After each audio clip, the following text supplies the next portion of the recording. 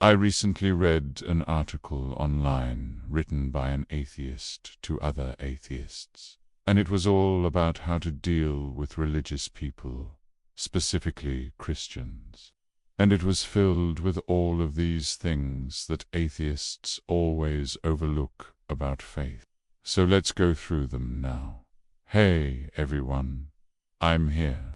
Welcome to my channel where we talk about apologetics, theology, philosophy, current events, and so much more. If you're new, hit that subscribe button so you'll never miss an upload.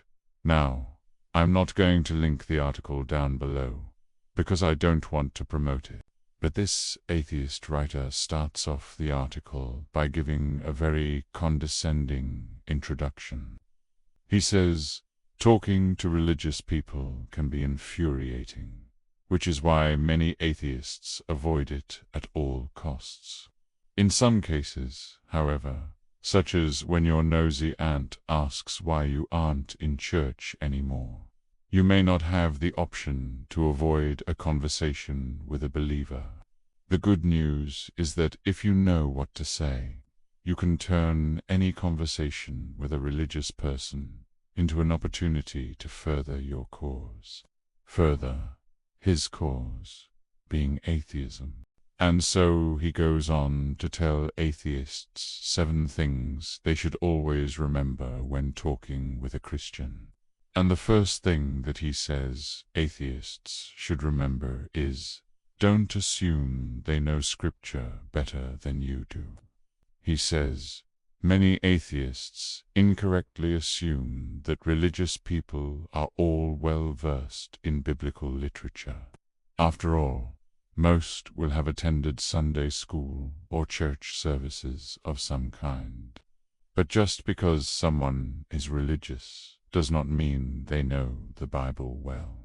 Some people attend church regularly but rarely read the Bible outside of the Psalms, the Proverbs, and the New Testament. Others might not read the Bible at all. In fact, according to Pew Research Center surveys, nearly half of Americans who consider themselves very religious haven't read the Bible in its entirety, while only 28% of those who consider themselves not too or not at all religious have done so.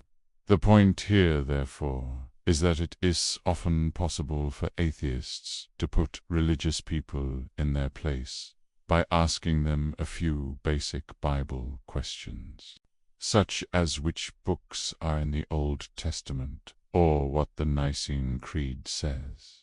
Well, he has a point there. Not all Christians are Bible scholars, but I think it would be presumptuous to assume that all atheists are Bible scholars as well. How many atheists, I wonder, have actually read the Bible cover to cover? How many have studied it verse by verse?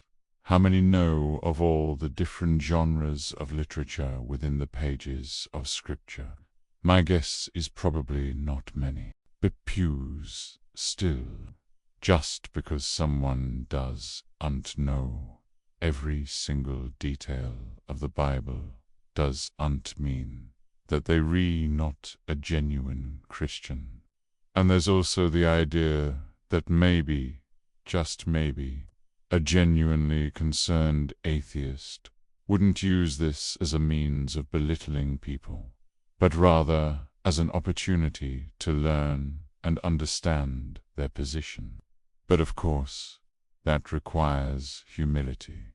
It requires a teachable spirit. It requires love and charity towards one another. And sometimes atheists don't have that.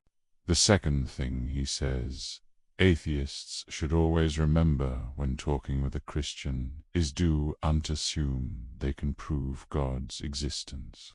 This is a common point of contention between atheists and theists, whether or not one can prove God's existence. However, many atheists try to make the burden of proof theist, demanding that theists justify their beliefs with irrefutable evidence. Many atheists don't understand the difference between justification. The author writes, "To many religious people, belief in God comes so naturally that they fail to see why anyone would doubt him in the first place. To them, the existence of God seems self-evident. For this reason, they may be unable to articulate why they believe in God or to recall the first time they decided to accept him into their life." Atheists should take advantage of this common failing by asking believers to explain their reasons for believing in God or to describe how they came to faith. This is a brilliant way to expose the weakness of their position. Okay, so the author is suggesting that if Christians cannot clearly explain why they believe in God, then their faith isn't genuine. That's called an argument from ignorance. You're saying because you can't prove a negative, then it must be true. Now, I agree that every Christian should be ready to give an answer for the hope that is within them. But how does one prove a positive? How does one prove that something actually exists? We can't prove that unicorns don't exist. We just say they're imaginary. We can't prove that fairies don't exist. We just say they're make-believe. Does that mean that unicorns and fairies are real? No, of course not. Just because someone can't prove something doesn't mean that it's true. And the same is true when talking about God. Just because someone can't prove God doesn't exist doesn't mean that God doesn't exist.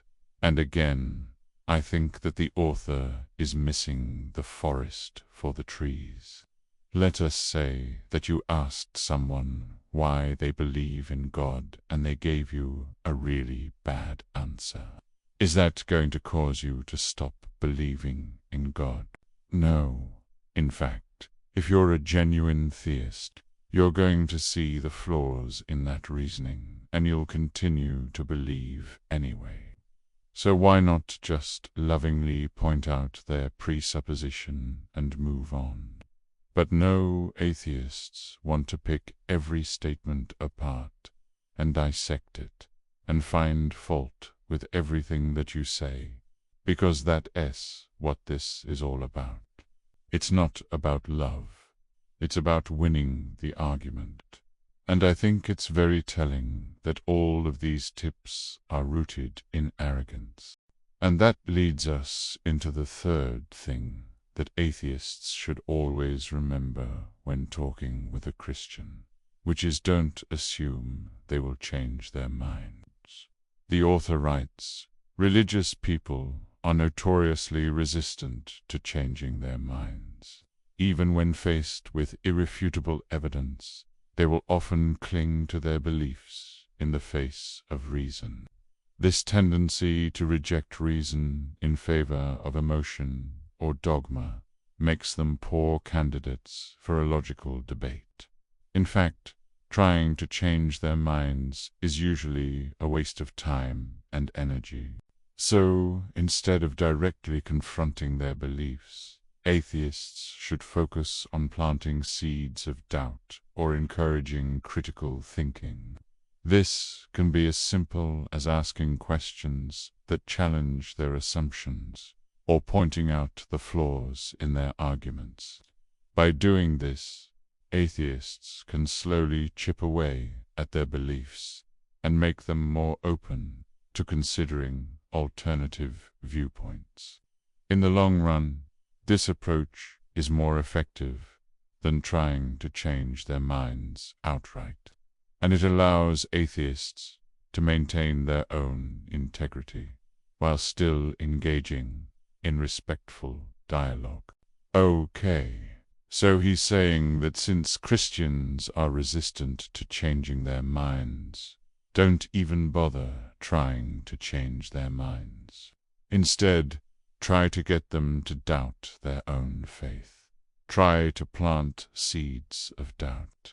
He s saying that it's better to be an annoying seed of doubt in someone's life than to be a strong pillar of faith.